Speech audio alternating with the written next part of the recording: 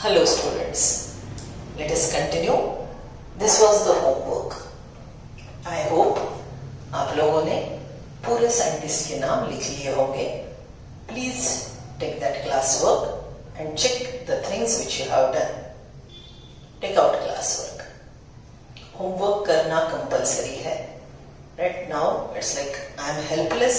So मैं ये आगे का statement बोल रही हूँ कि अगर नहीं किया है बच्चों तो मैं अब रेडीमेड बोल रही हूँ, प्लीज वो लिख लो. लेकिन I want it has to be done. आप बस क्रॉस चेक कर रहे हो जब मैं आपको बोल रही हूँ. राइट? चलो. So first one, Antonie van ल्यूएनहॉक.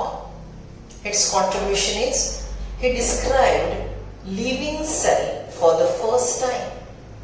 Described living cell for the first time. Scientist number 2, Robert Brown, discovered nucleus.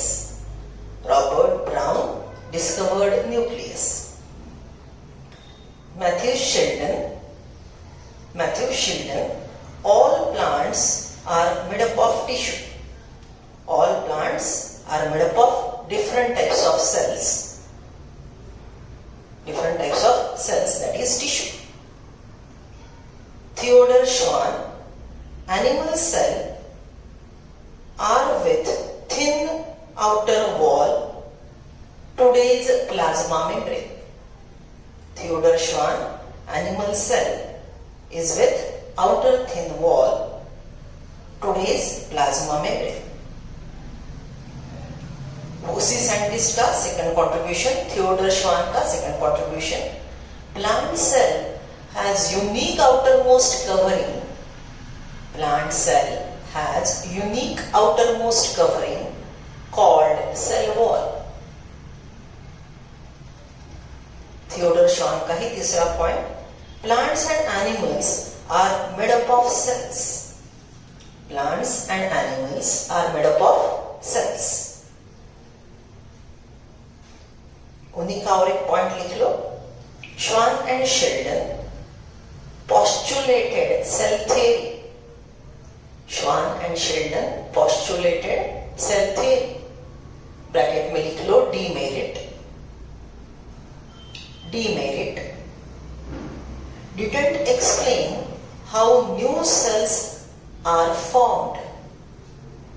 Didn't explain how new cells are formed. Next scientist, Rudolf Virchow, he added this point in the cell theory.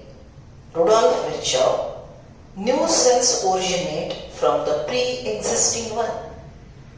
New cells originate from the pre-existing one. Pre-existing cells. Bracket में लिख लो ओमिनिस सेल्यूलेई सेल्यूला. अब ये spelling आपको NCERT में देखने हैं. ओमिनिस सेल्यूलेई सेल्यूला. Rudolf विर्चॉ के आगे ही लिखेंगे. और एक point, modified hypothesis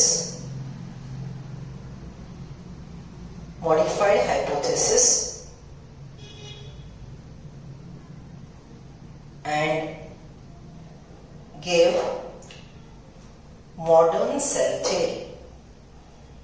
Give modern cell theory.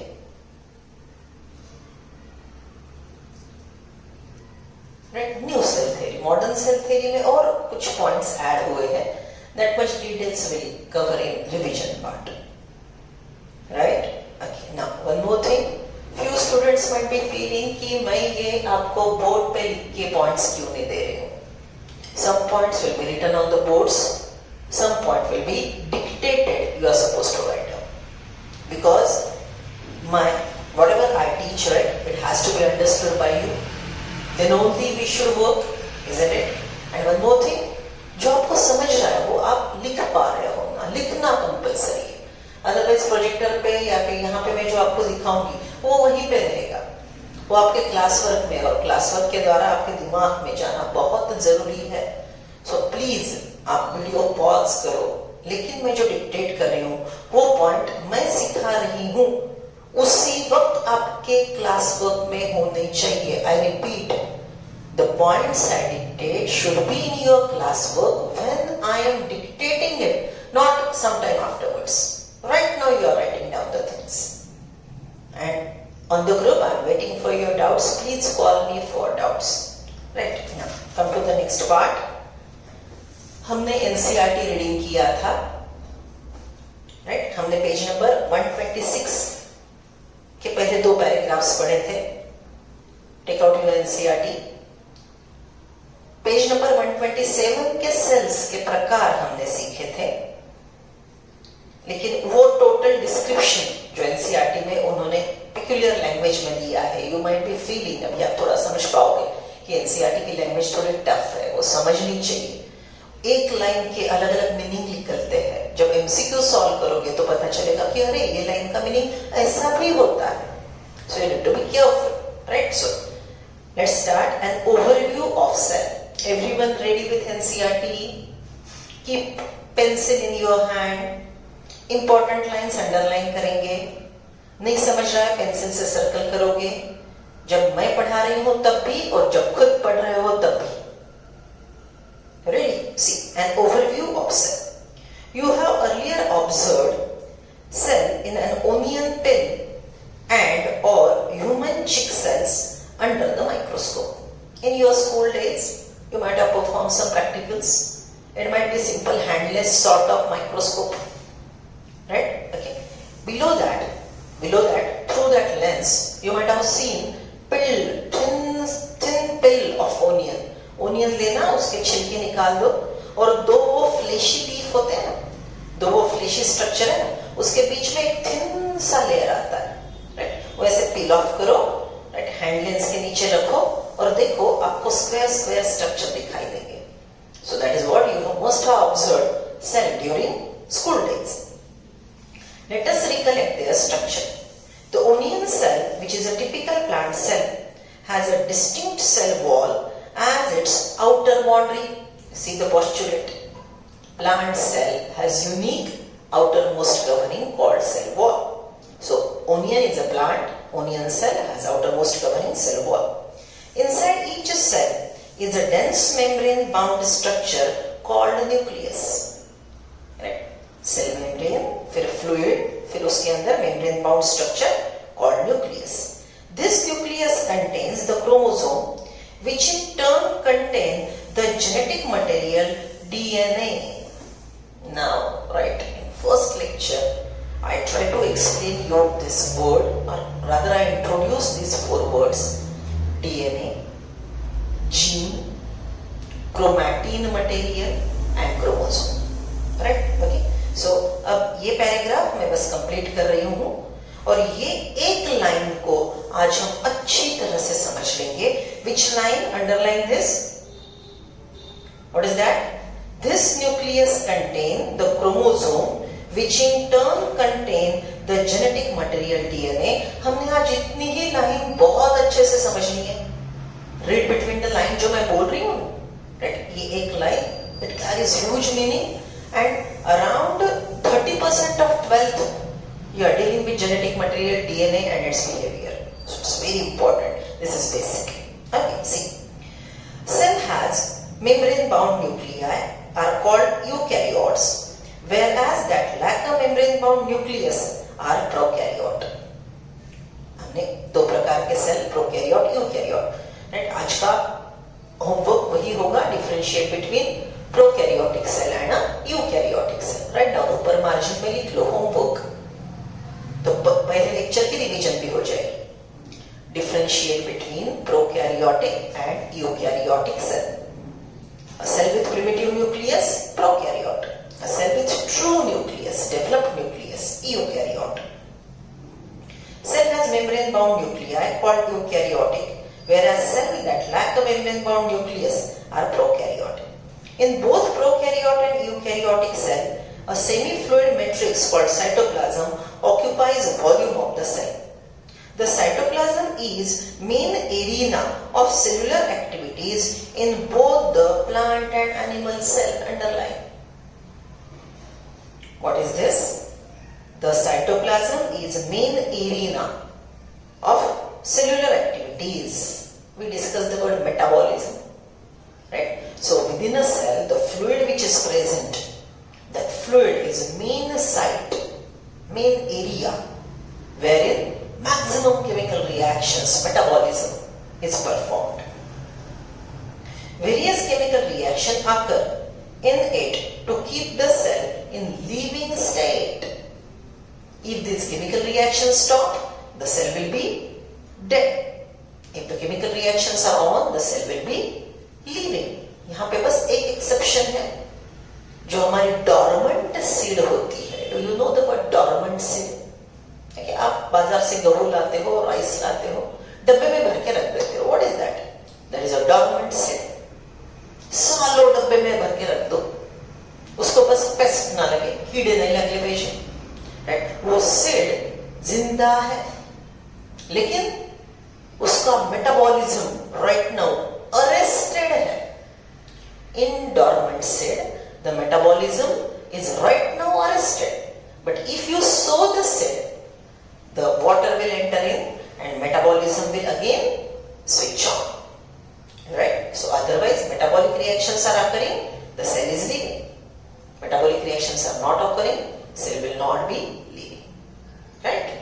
So see, the cytoplasm is main arena of cellular activities in both the plant and animal cells. Various chemical reactions occur in it to keep the cell in living state.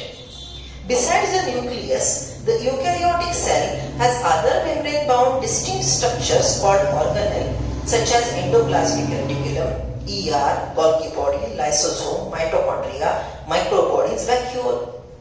मैंने आपको day 1 को एक थोड़ा सा वो chart बताया था, याद है? उसमें हमने पूरे सेल में क्या क्या होता है. सो सेल के अंदर सेल बाउंड्रीज होती है, फ्लूइड होता है, न्यूक्लियस होता है. यूकैरियोटिक सेल के अंदर, यूकैरियोटिक सेल के अंदर डबल मेम्ब्रेन बाउंड ऑर्गेनेल्स रहेंगे. यूकैरियोटिक सेल के अंदर डबल मेम्ब्रेन बाउंड ऑर्गेनेल रहेंगे. यही double membrane bound organelle prokaryotic cell के अंदर एब्सेंट होते हैं. सो ये जो लाइन है, इसको अगर मैं फॉर्मूला स्टाइल में लिखूं, what we are writing down is eukaryotic cell. Right? It has cell wall, plasma membrane, cytoplasm and nucleus. बराबर eukaryotic cell. ये जो सेल वॉल प्लाज्मा मेम्ब्रेन है, इसको हम एक कॉमन शब्द यूज करेंगे, cell envelopes. These are cell envelopes, right? Then ये साइटोप्लाज्म को हम दो पार्ट में डिफरेंशिएट करेंगे, right? One will be liquid part. It will be liquid part which is called cytosol. Cytoplasm में जो फ्लूइड है उसको हम बोलेंगे साइटोसोल. राइट? अब ये जो साइटोप्लाज्म का सॉलिड पार्ट होगा, राइट, सॉलिड पार्ट, इसमें मेन आता है ऑर्गेनेल्स. राइट? यूकैरियोटिक सेल में ER, Golgi bodies, right? Then it will be mitochondria, then chloroplast. लिख रहे हो सब लोग? मेरे साथ लिख रहे हो सब लोग? Right? So see, eukaryotic cell, cell wall plus plasma membrane, collectively called cell envelope. Fluid in it, cytoplasm. Cytoplasm has two parts. So liquid part, cytosol. Solid part contains variety of organelles. Right? ये organelle के example जो आप जानते हैं. Nucleus, उस दिन हमने structure सीख लिया. True nucleus has envelope called. Nucleus का इनवेलप बोलो, नहीं याद आ रहा है? पीछे एक पेज पीछे चले जाओ, देखो न्यूक्लियस के मेम्ब्रेन को क्या लेबल किया था हमने. You need to use the information which you have. Readymade form नहीं इधर हर बार बोलेगा, हर बार नहीं मैं बोलूंगी. देखो मिल गया शब्द. हाँ, न्यूक्लियस का मेम्ब्रेन, न्यूक्लियर मेम्ब्रेन. न्यूक्लियस का fluid nucleoplasm, very correct. Pore of nuclear membrane nuclear pore, और वो जो पूरा नेटवर्क न्यूक्लियस के अंदर वो थ्रेड बिखरा पड़ा है ना, पूरा नेटवर्क जैसा, उसको हमने क्या बोला था? Chromatin network. और न्यूक्लियस के अंदर एक डेंस स्फेरिकल बॉडी ड्रॉ की थी, round structure. The dense spherical body in the nucleus is nucleolus. So ये न्यूक्लियस के पार्ट ऑलरेडी, ये न्यूक्लियस के पार्ट ऑलरेडी आपके पास न्यूक्लियर मेम्ब्रेन, शॉर्ट फॉर्म में मैं लिख रही हूं, आप लॉन्ग फॉर्म में लिखेंगे। Nuclear membrane, nuclear pore, nucleoplasm fluid, then nucleolus और क्रोमैटिन मटेरियल।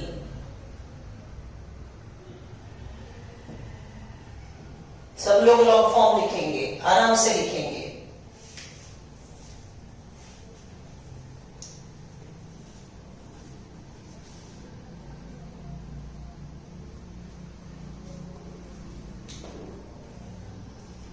राइट, ये आ गया टोटल यूकैरियोटिक सेल का फॉर्मूला। ये आ गया टोटल यूकैरियोटिक सेल का फॉर्मूला, राइट। चलो अब इसी को अगर मैं सिंपल भाषा में लिखूं, plant cell is equal to cell wall plus plasma membrane plus cytoplasm plus nucleus.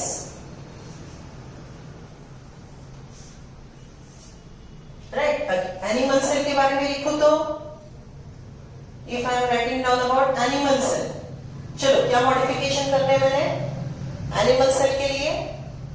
I am just not writing cell wall, plasma membrane plus cytoplasm plus nucleus, N for nucleus, long form लिखेंगे आप। Right, अगर मैं prokaryotic cell लिखती हूं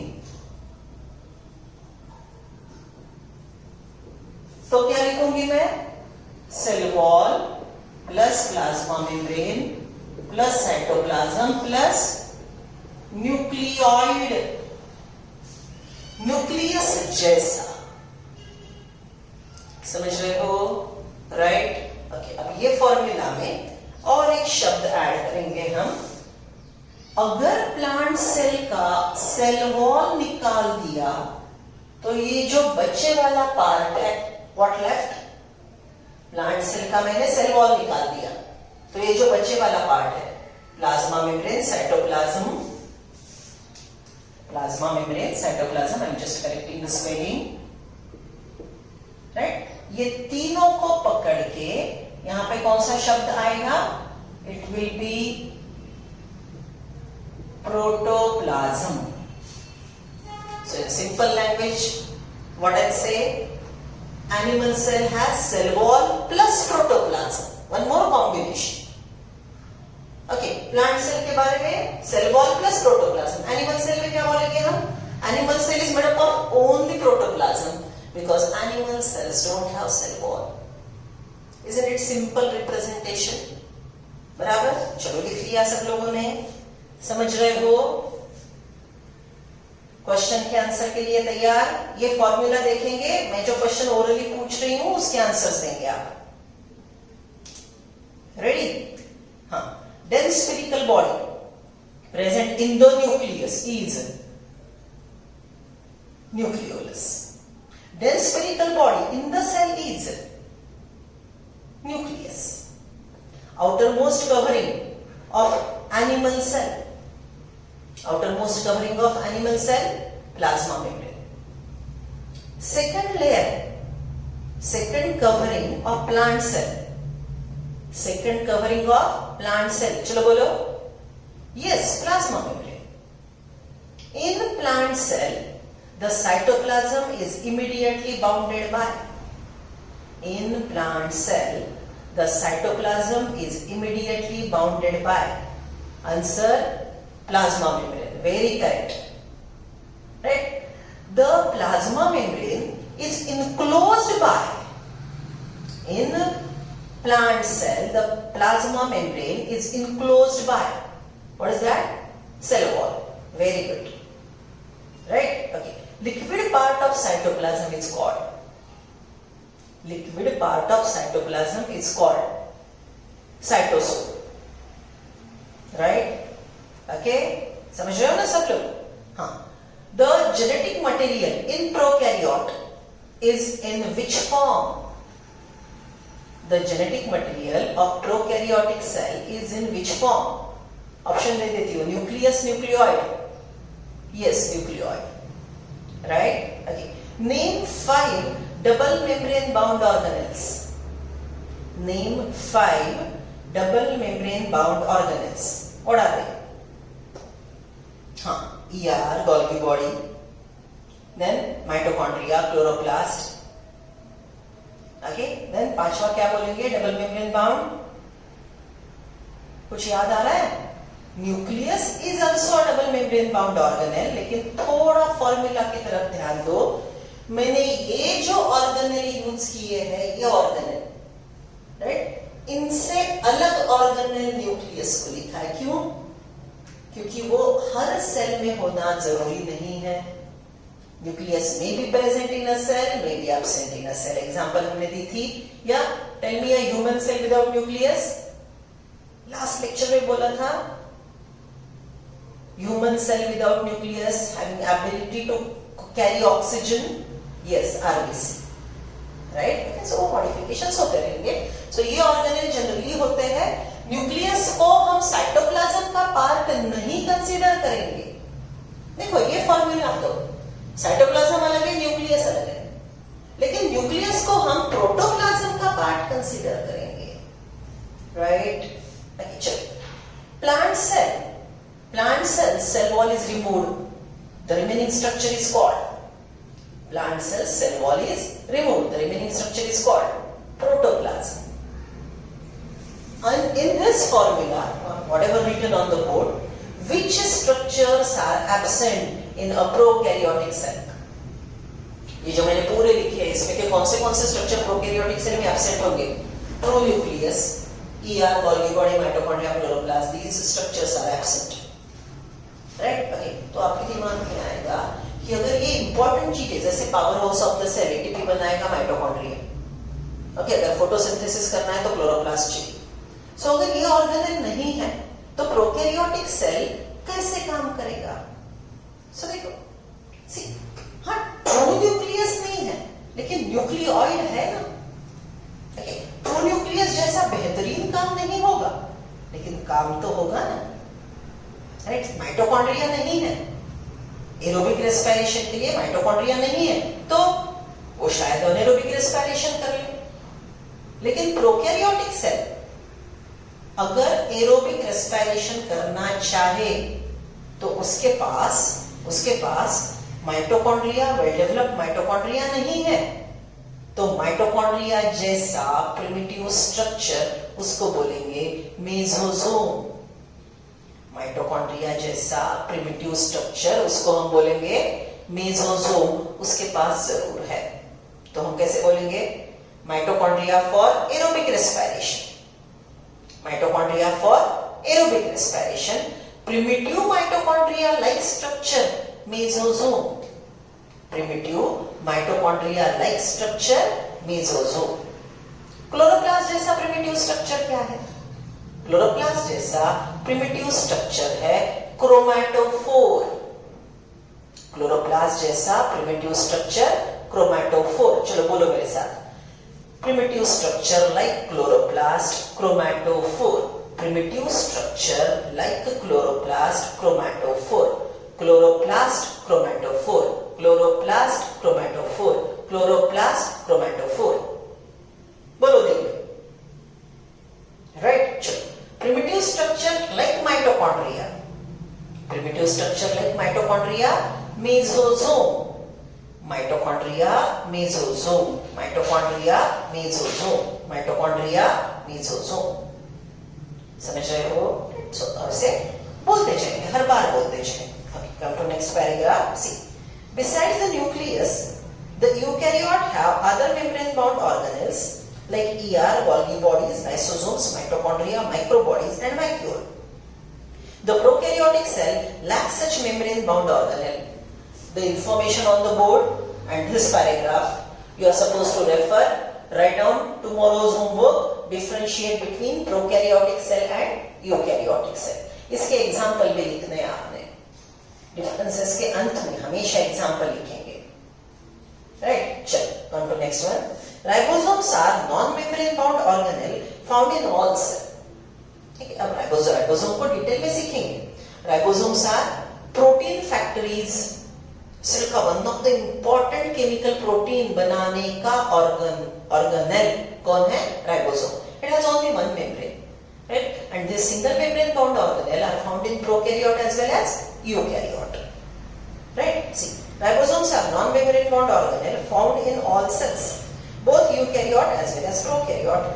Within the cell, ribosomes are found not only in cytoplasm but also within the two organelles, chloroplast in plant and mitochondria and on rough ER, right? Ribosome, यहाँ पे organelle में लिखेंगे ribosome.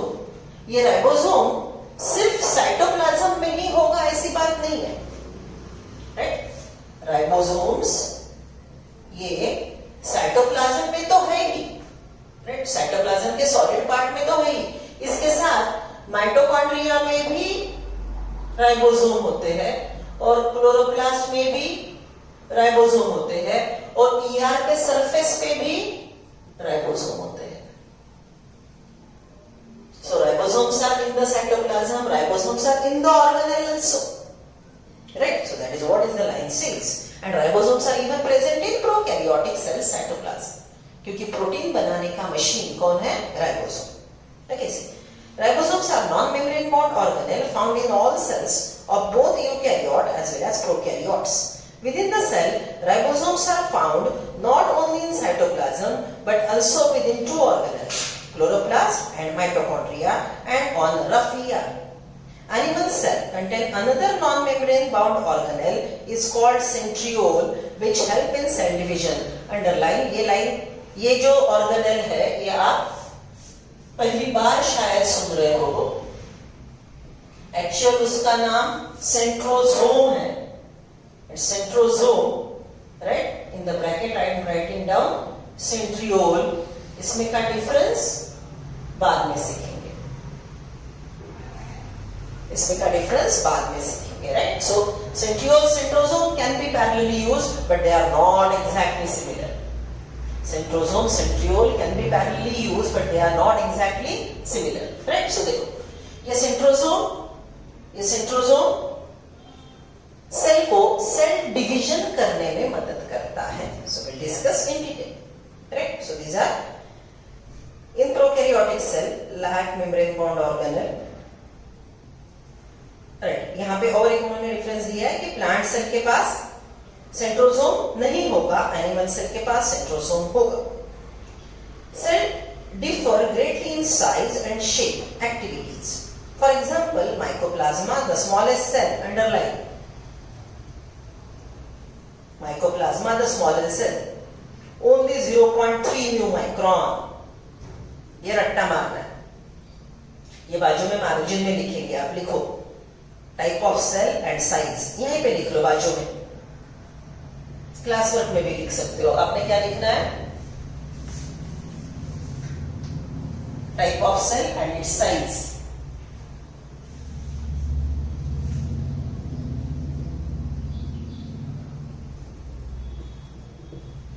Okay, यहां पे लिखेंगे PPLO, smallest cell. PPLO, smallest cell. बोलो मेरे साथ, pleuropneumonia like organelles.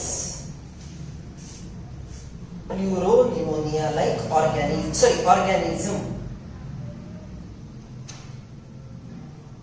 PPLO oblique mycoplasma, इसी को माइकोप्लाज्मा भी बोलते हैं.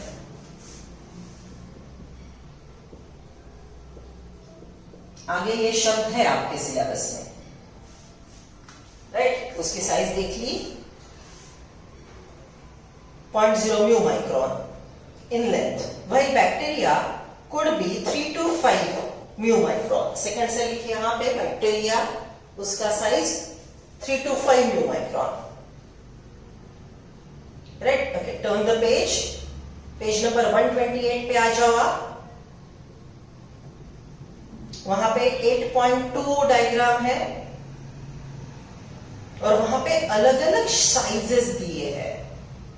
देख रहे हो? देखो, सबसे पहला typical bacteria 1 to 2 mu micron लिखो यहाँ पे.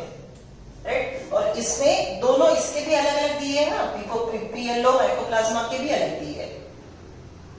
राइट? टिपिकल बैक्टीरिया, उसका shape.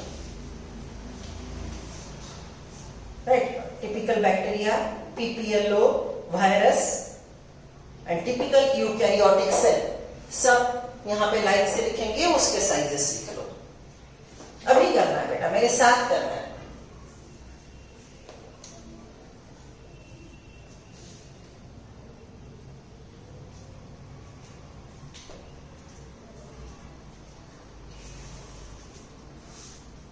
Okay, chalo, come back. The largest isolated single cell is egg of ostrich. Right now, next one. Egg of ostrich. Largest eukaryotic cell. Bracket में यहाँ पे लिखो egg of ostrich. लिख रहे हो सब लोग? In the bracket, largest eukaryotic cell. Among multicellular organisms, human red blood cells are about 7 mu micron in diameter. Nerve cells are some of the longest cells. Cells also vary greatly in their shape.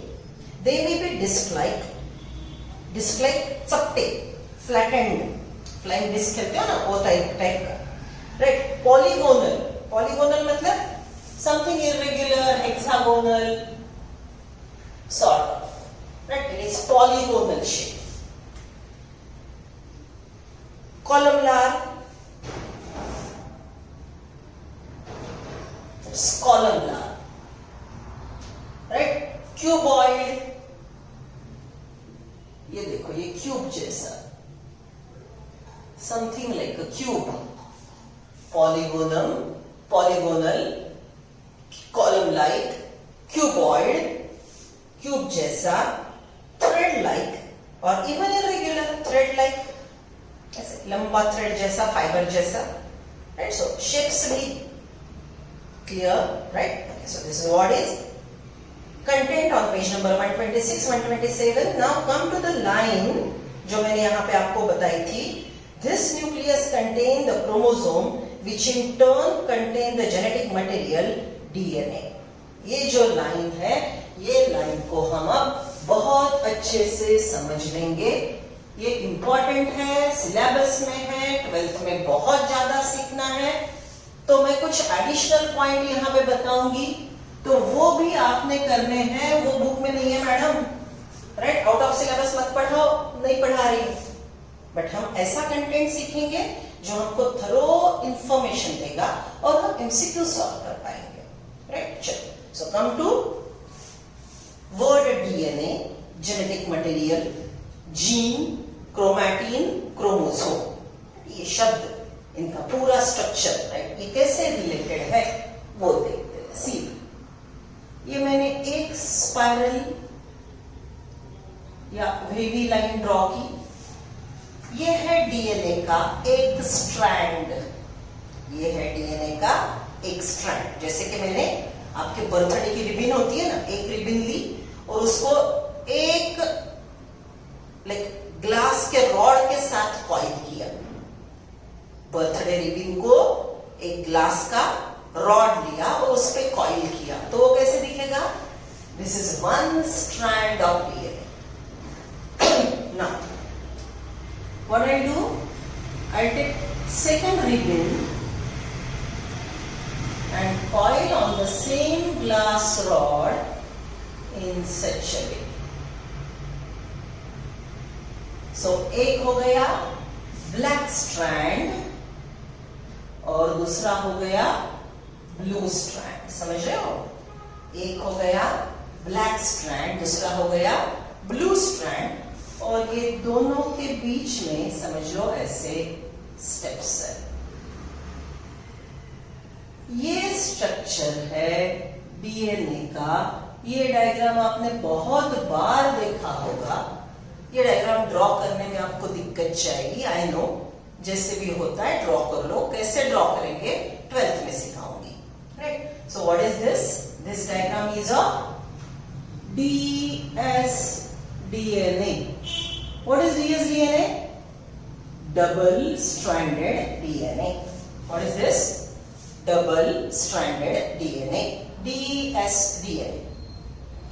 DNA is a genetic material of all cells. Write down ये 5-star point है, ये 5-star point है, लिख लो।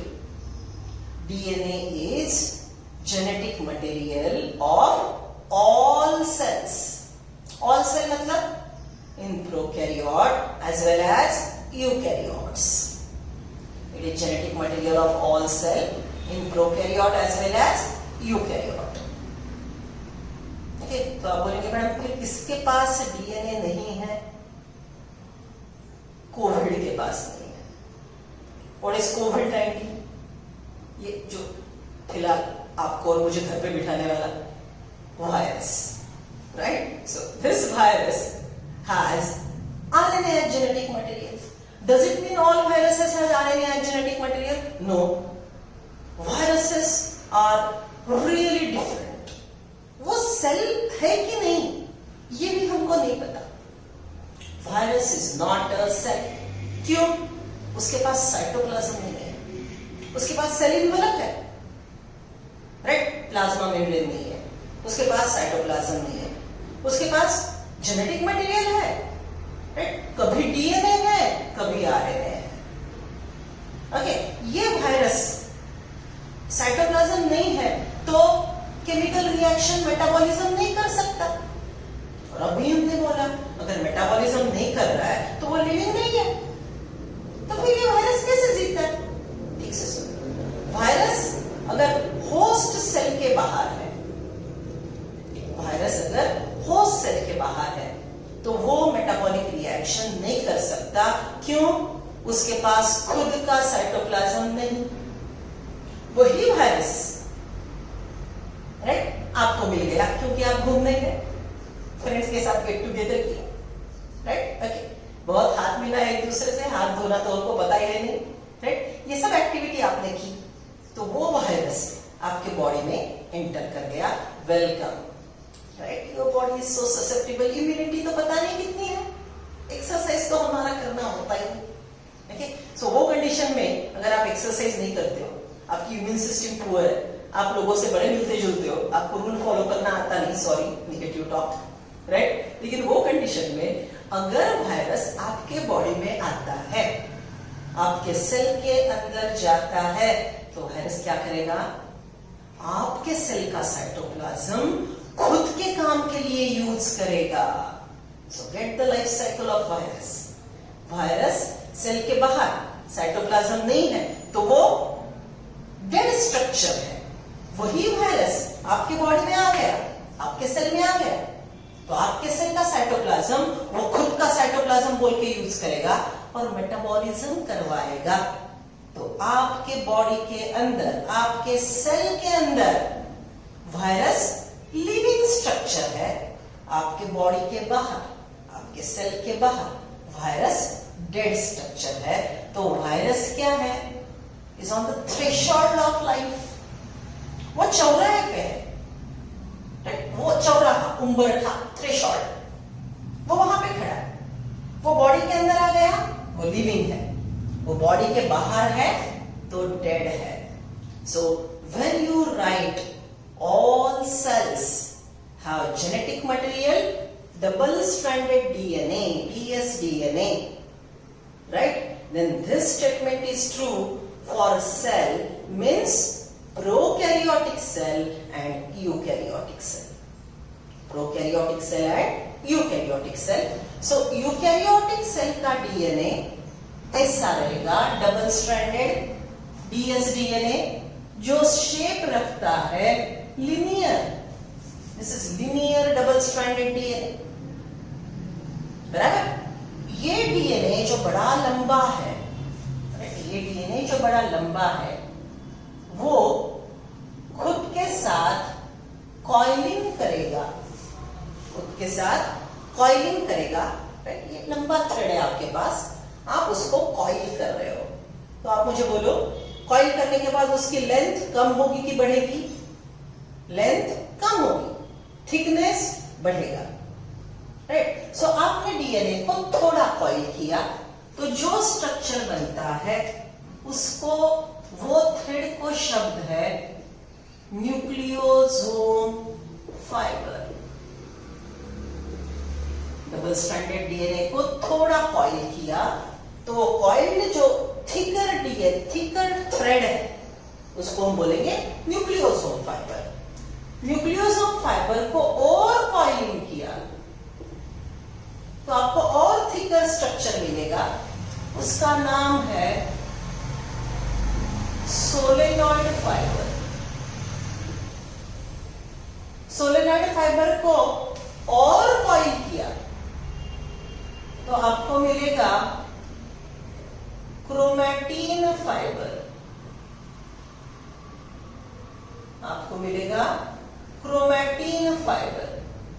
और chromatin fibre को और coiling करेंगे हम, right, this is also here done coiling. Coiling के बाद लंबा थ्रेड है, 2-4 कॉइल किए न्यूक्लियोसोम फाइबर, और 2-4 कॉइल किए सोलेनॉइड फाइबर, और 2-4 कॉइल किए क्रोमैटिन फाइबर, और फाइनल अल्टीमेट कॉइलिंग कर दिया आपने, तो जो शॉर्टेस्ट थिकेस्ट स्ट्रक्चर बनेगा वो रहेगा क्रोमोसोम।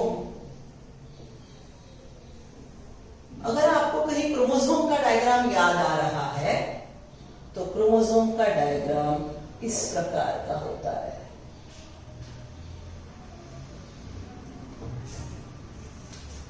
ओके, सो सिंपल, सबसे पहले डीएनए और क्रोमोसोम में रिलेशन क्या है वो बता रही है।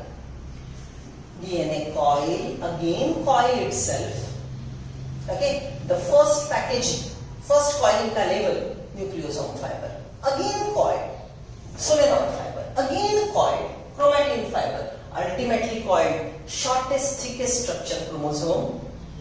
Write down, one double stranded DNA coiled to produce one chromosome. One dsDNA coiled to produce one chromosome. समझ रहे हो?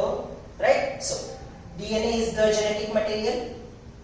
Fully coiled DNA, chromosome. Right? Then chromatin fibre, इसको हम क्या बोलेंगे? Is partly coiled DNA. ये क्या है?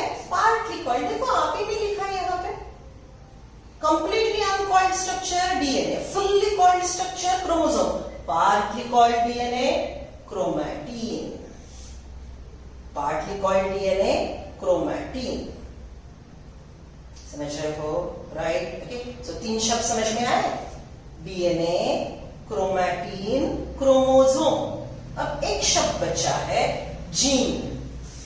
What do you mean by gene? See, gene is a segment of DNA. यहां पे देखो, इसी को मैं थोड़ा लेबल करती हूं। डीएनए का इतना एक टुकड़ा, समझ लो ये टुकड़े पे आपके ब्लड ग्रुप की इंफॉर्मेशन है। डीएनए ने अपने इतने एरिया पे लिख के रखा है, this organism's blood group is O positive, right. किसी और ऑर्गेनिज्म के डीएनए पे यही जगह पे, in the same location, in some other homo sapien, in other human being, it is written that this organism's blood group is AB negative. In some other organism, human, it is written in the same location of the DNA, this organism's blood group is A positive. Getting that? So, the segment of a DNA regulating one character. Segment of a DNA regulating one character. Segment of a DNA having information to regulate one character. ये DNA information रखता है जिसकी वजह से आपका blood group decide होता है. कैसे? Next picture. Right now you just get the definition. The segment of DNA having information to regulate one character is called one gene. What is this? Gene. तो ये एक प्रकार का जीन हो गया ब्लड ग्रुप का. बराबर. समझ लो यहां पे आपके पास दूसरा जीन है. राइट. ये है आई कलर का. ये जीन है आई कलर का. सो दिस इज सेकंड जीन.